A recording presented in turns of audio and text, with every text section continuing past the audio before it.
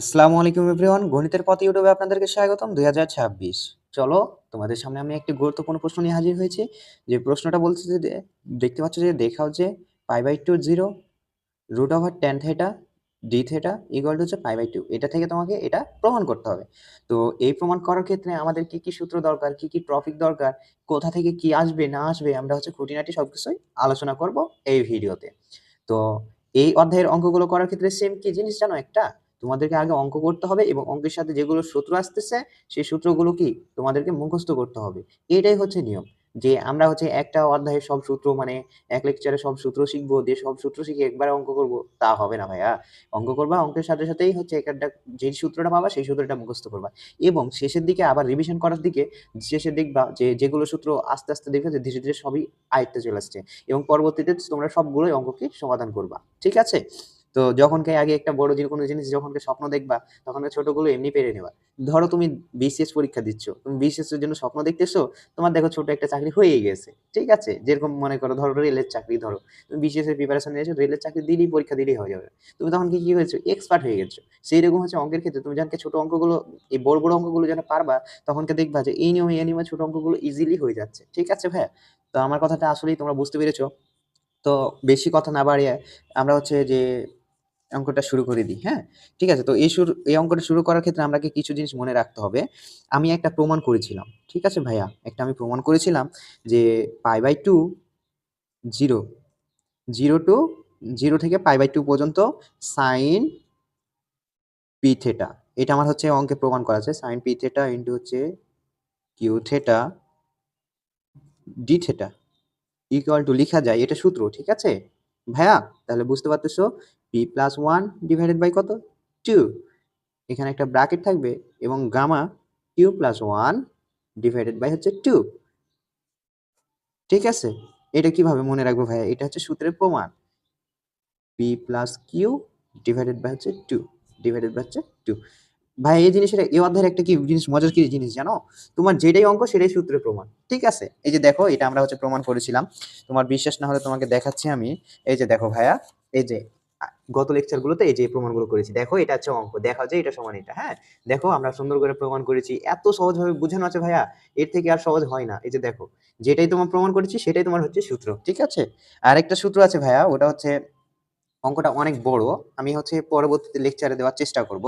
তোমরা যদি বলো যে না ভাইয়া দেন, তাহলে আমি দিব। ঠিক আছে? তোমাদেরকে অবশ্যই কমেন্ট করতে হবে। এবং কি আরেকটা আমরা সূত্র জানি হচ্ছে গামা এন আর gamma 1 - n।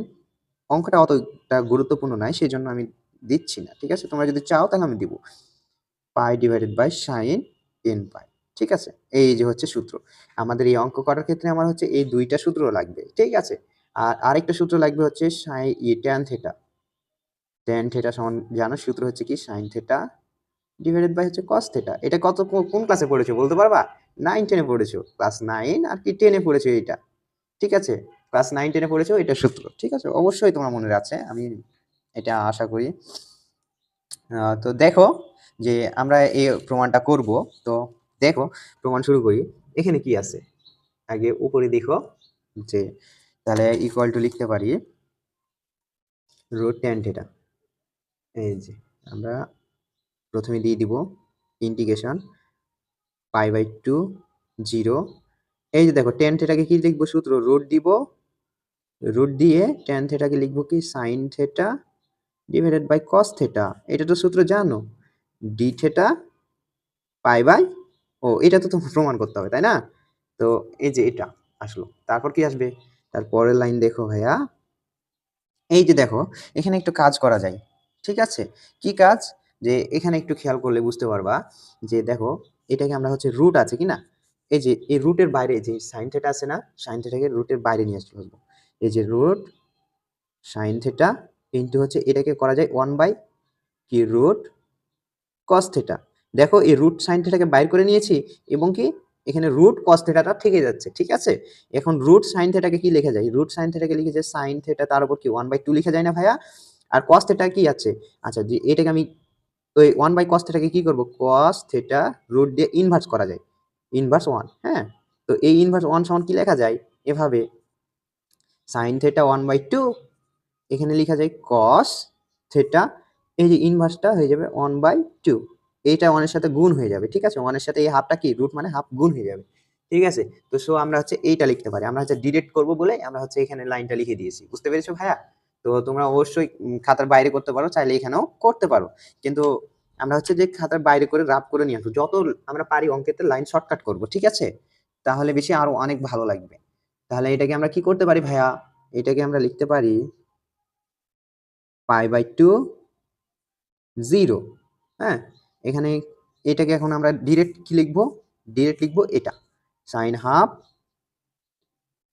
sin 1/2 into cos minus 1/2 d theta, ঠিক আছে?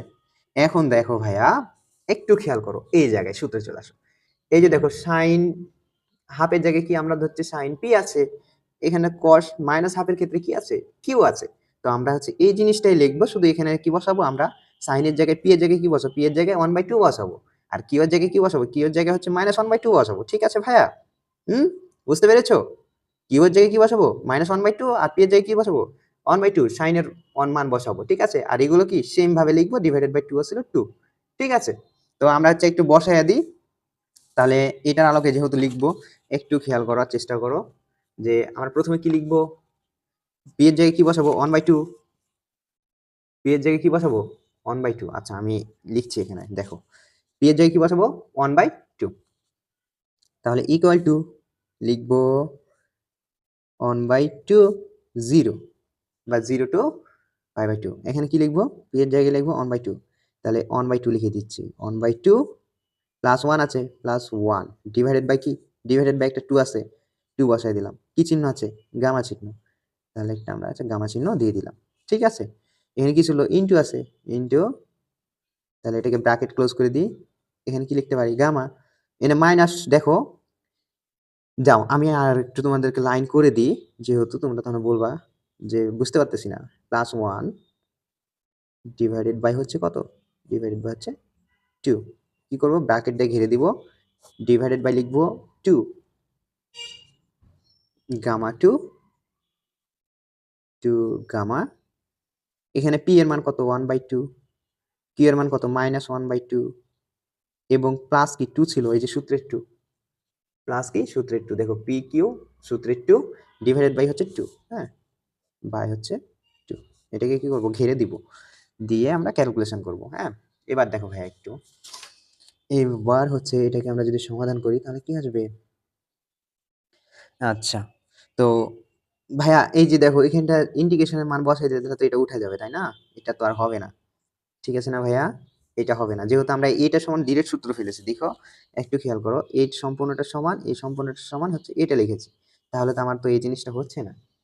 তো আমি ভুল দিয়েছিলাম, সংশোধন করে দিয়েছি, ঠিক আছে? তাহলে এটাকে কি করব? আমরা হচ্ছে এই দুটোকে লসাগু করব, এই যে লসাগু করলে কত আসবে? নিচে আসবে 2, এই 2 কাটা যাবে, দেখো আমরা হচ্ছে এই 2 আর এই যে এই 2 কাটা যাবে, দিয়ে থাকে কত? 1, আর এটার সাথে গুণ হবে, তাহলে কত? 2 একে 2, আর একে কত হচ্ছে? 3, ঠিক আছে? 3/2 বাই কত? এই যে এই 2 ছিল, এই 2 দিয়ে দিলাম, আবার হচ্ছে কি হয়ে যাবে? গামা, এই যে দেখো মাইনাস হাফ আর প্লাস 1 থেকে বাদ দিলে থাকে কত হচ্ছে? প্লাস হাফ থাকে, ঠিক আছে? অর্ধেক থেকে যদি অর্ধেক আমরা বাদ দিই, যোগে অর্ধেক বড় আছে আর বিয়োগে অর্ধেক আছে, তাহলে কি হাফ আছে, বাই কত? 2, ডিরেক্ট একবারই লিখে দিলাম, ঠিক আছে? তোমরা এগুলো পারো আমি জানি। তারপরে এখন কি দেখো, এই যে plus two minus half, plus half minus half কেটে যাচ্ছে, এই টু ভাগ আছে, তাহলে কি হবে?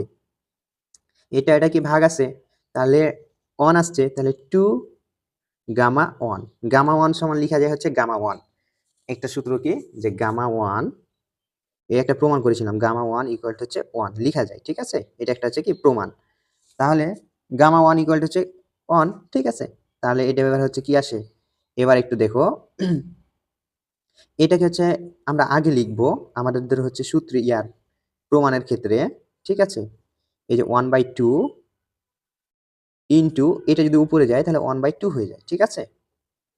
আর গামা, এই যে দেখো 3/2 ইন্টু এটা যদি উপরে যায় তাহলে 1/2 হয়, এই যে এটা উল্টে যাবে, ঠিক আছে?